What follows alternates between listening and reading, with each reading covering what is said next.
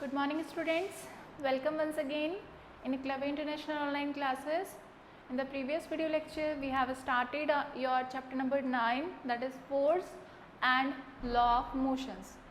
आपने पिछली video lecture में देखा होगा कि अपन ने जो इंट्रोडक्शन किया है उसमें ये बताया गया था कि जब भी कोई चीज़ मोशन में होती है या जब भी कोई चीज़ रेस्ट में होती है तो वो अपने अंदर आने वाले चेंज को रेसिस्ट करती है। रेसिस्ट मतलब अपोज करती है, यानी अगर कोई चीज़ रेस्ट में है तो वो रेस्ट में रहना चाहती है, अगर वो मोशन में है तो वो मोशन में ही रहना चाहती है। तो पिछले वाले वीडियो लेक्चर में मैंने आपको बताया था कि सबसे पहले इन चीज़ों के बारे में कि कोई भी नेचुरल जो थिंग है वो किस तरीके से रेसिस्ट रहती है, किस तरीके से वो नेचुरल स्टेट में रहना चाहती है। रेस्ट जो स्टेट होती है that is the natural state for every object. वो किसने बताया था? गैलीलियो गैलीली एंड न्यूटन ने, आइजैक न्यूटन ने। ठीक है, तो इन दोनों ने जो स्टडी करी उन्होंने बताया कि दो तरीके के फोर्स आप अप्लाई करते हैं किसी भी चीज़ पे ताकि आप उसको उसके जो नेचुरल स्टेट है उससे आप क्या कर सकें, चेंज कर सकें। जैसे कि अगर कोई रेस्ट में है तो उसको मोशन में लाने के लिए भी आपको फोर्स अप्लाई करना पड़ेगा, अगर वो मोशन में है तो उसको रेस्ट में लाने के लिए भी आपको फोर्स अप्लाई करना पड़ेगा। तो दोनों ही कंडीशन के अंदर हम क्या देखते हैं कि दो तरीके के फोर्स आप अप्लाई करते हैं, एक होता है बैलेंस्ड फोर्स और एक होता है अनबैलेंस्ड फोर्स।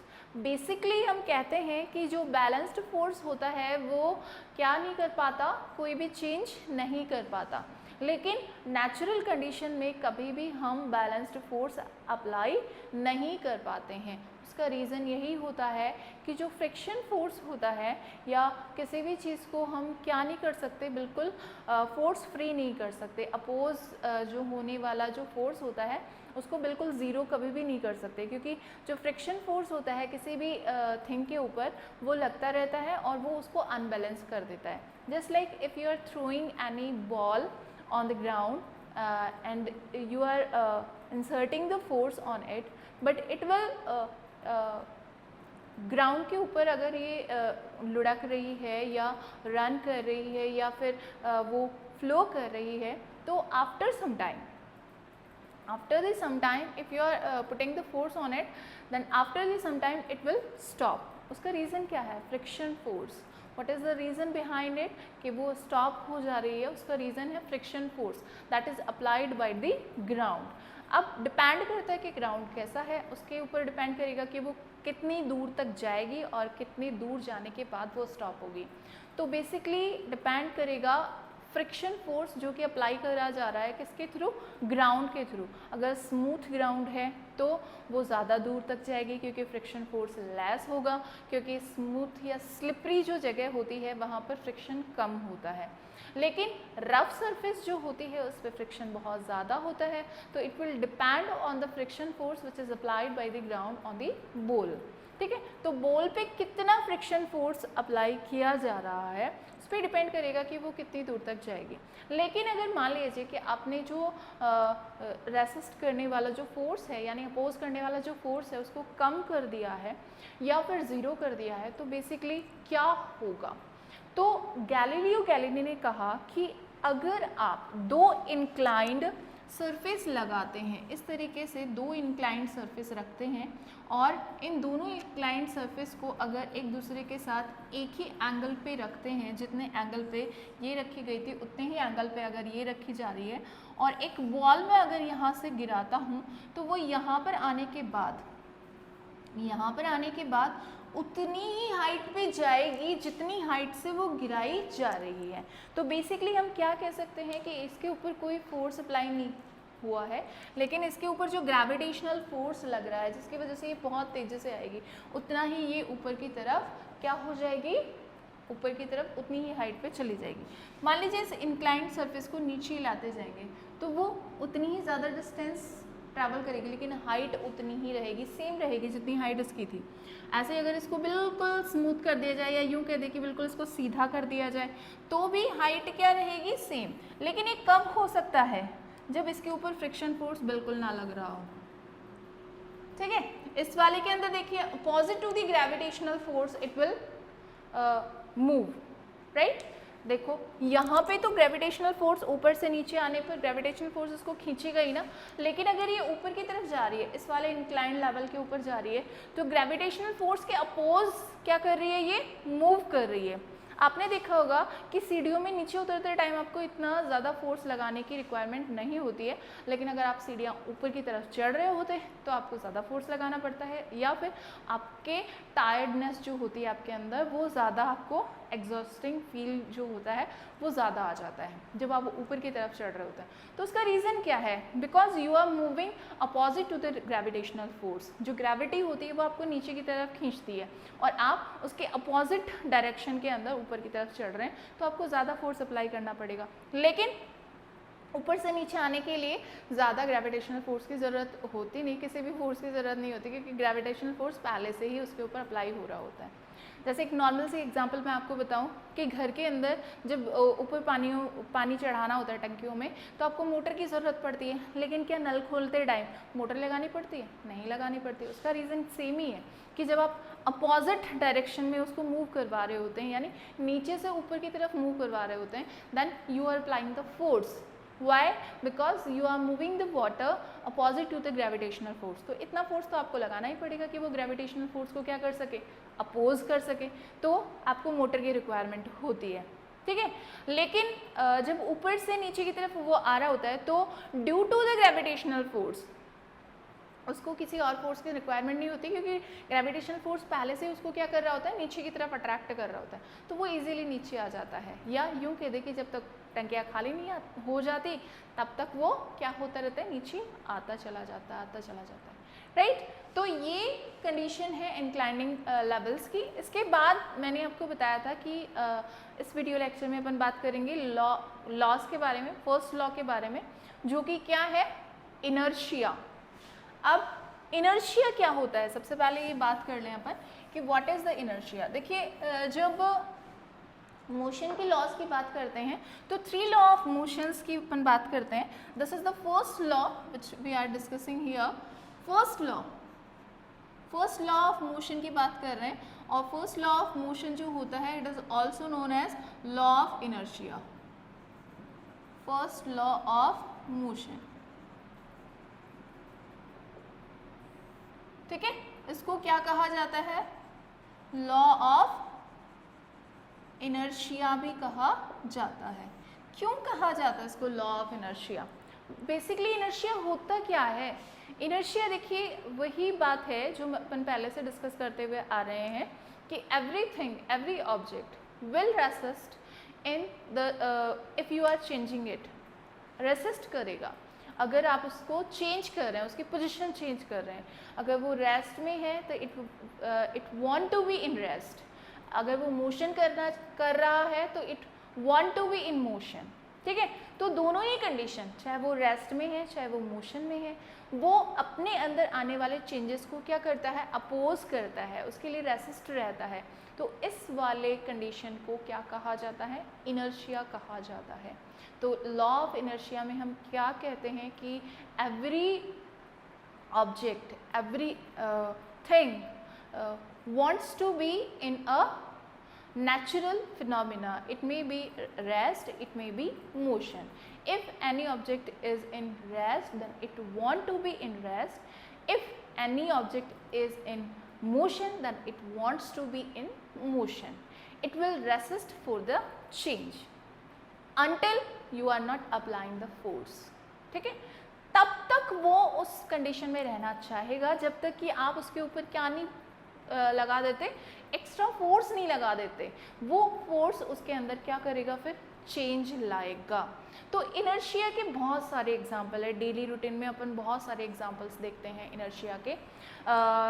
कौन से एग्जाम्पल मैं आपको बताऊं? देखिए अभी आपको पता है कि सब आप घर पे रहते हैं और इतना टाइमिंग होता है अपने पास कि स्टडी कर लेने के बाद, अपने डेली रूटीन वर्क कर लेने के बाद भी टाइम स्पेंड नहीं होता, तो अपन किसकी तरफ रुक कर जाते हैं, अपना पूरा कंसंट्रेशन होता है फिर गेम्स की तरफ, चलो कोई ना कोई गेम खेलते हैं। तो अभी घर पे बैठा रहना होता है, बाहर नहीं निकलना होता है, तो बेसिकली इंडोर गेम्स के ऊपर अपन फोकस करते हैं। और इंडोर गेम्स के अंदर अगर आपको कंबाइंडली ग्रुप में खेलना है तो carrom is the best option, ठीक है। चेस भी है लेकिन उसमें 2 ही मेंबर्स खेल पाते हैं, कैरम में 4 मेंबर्स खेल पाते हैं, ठीक है।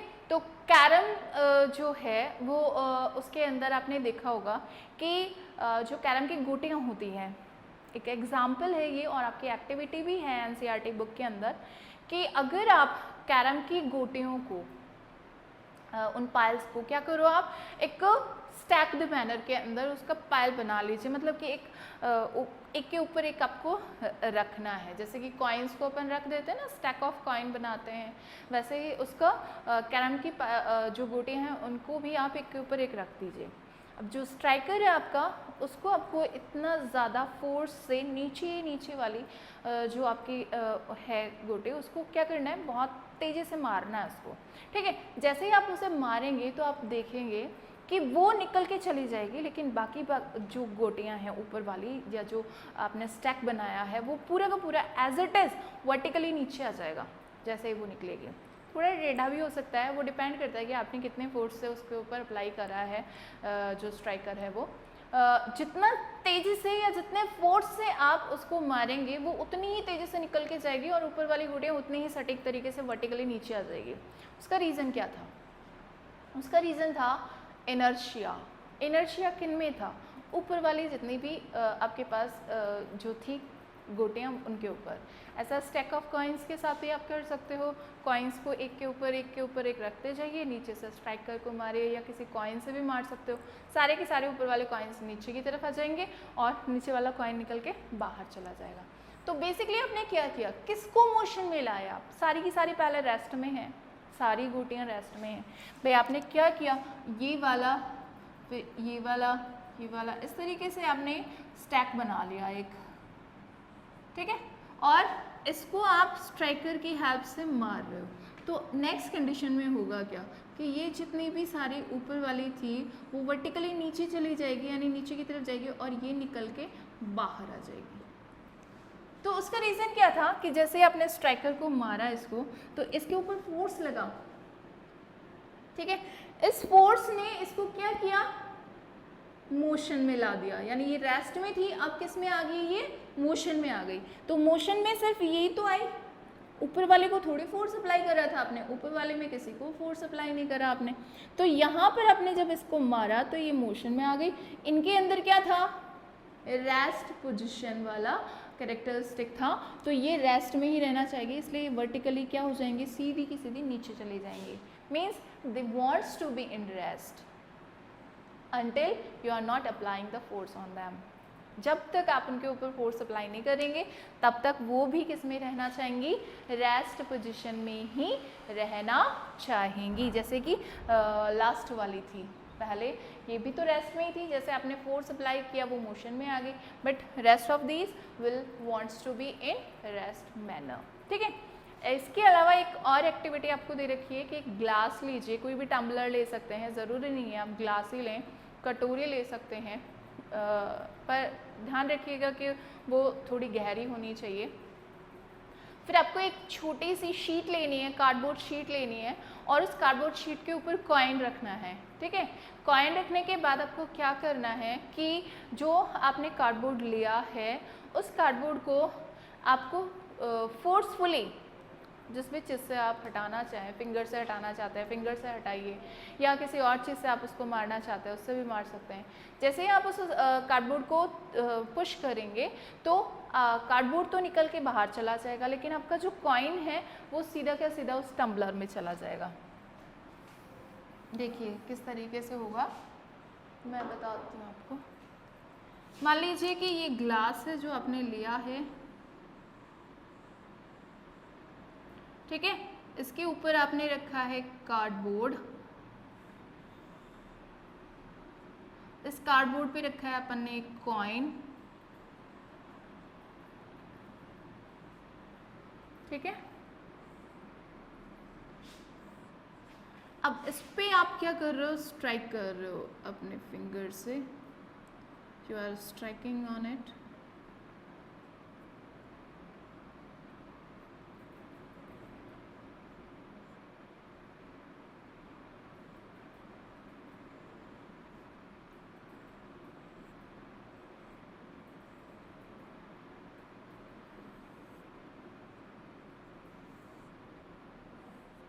ठीक है, जैसे ही आप इसको स्ट्राइक करेंगे होगा क्या नेक्स्ट पोजीशन में, कॉइन आ जाएगा नीचे, कार्डबोर्ड चला जाएगा निकल के बाहर। ठीक है, तो ये करके देखिएगा आप।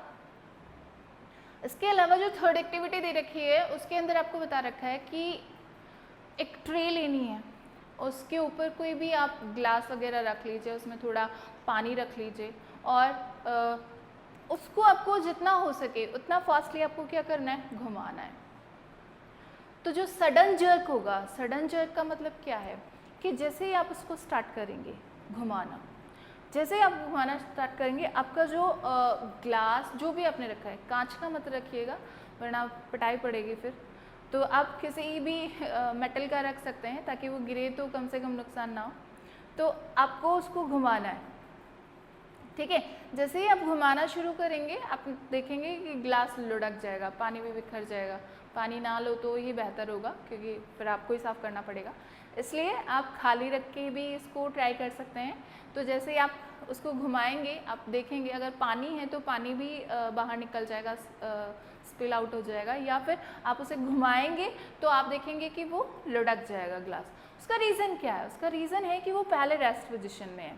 ठीक है, और उसका जो बॉटम है वो उसके जो ट्रे आपने रखी हुई है उस ट्रे के साथ रेस्ट पोजीशन में रहना चाह रहा है, लेकिन उसका अपर पोर्शन जो है जैसे आपने घुमाया उसका अपर पोर्शन किस में आ जाता है, मोशन में आ जाता है। तो उसका रेस्ट पोर्शन वहीं पे रहना चाहता है, जबकि अपर पोर्शन जो होता है वो मोशन में आ जाता है।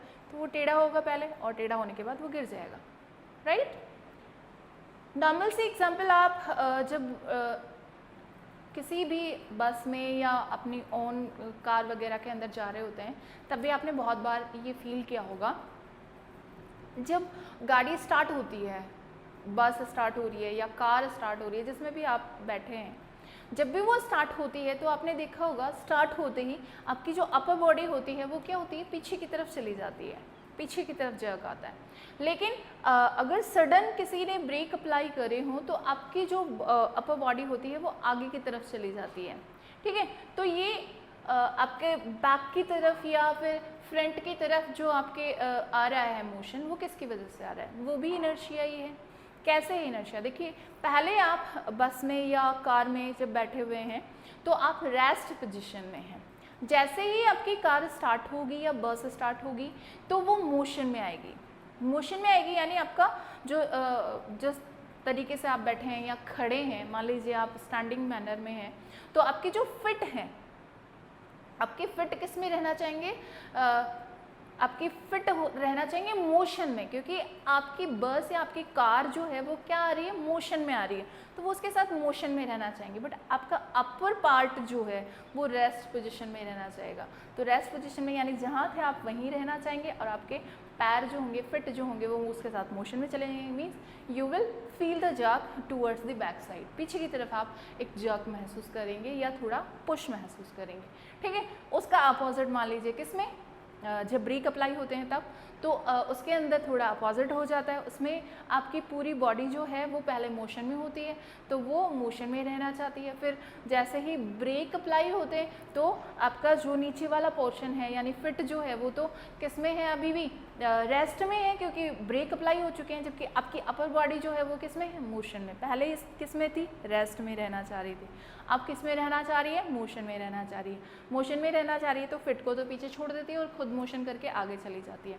तो we feel the front jerk, यानी पीछे की बजाय आप कहाँ पर आपको पुश महसूस होगा, फ्रंट की तरफ पुश महसूस होगा। तो basically these are the daily routine life examples which we can use as a example of the inertia. तो ये सारे एग्जाम्पल्स किसको शो करते हैं, इनर्शिया को शो करते हैं। इनके बेस पे आपको एनसीईआरटी बुक के अंदर इंटेक्स क्वेश्चंस दिए हुए हैं, 4 to 5 क्वेश्चंस हैं। तो आप आज उनको मतलब कि जैसे ही आपके पास वीडियो पहुंच जाए वैसे ही उसको पहले करने की कोशिश कीजिएगा वीडियो देखने के बाद। ठीक है, तो आप पहले इतना कर लीजिए, उसके बाद अपन चलेंगे सेकंड लॉ ऑफ मोशन पे। तो आज के लिए इतना ही। Thank you and have a nice day.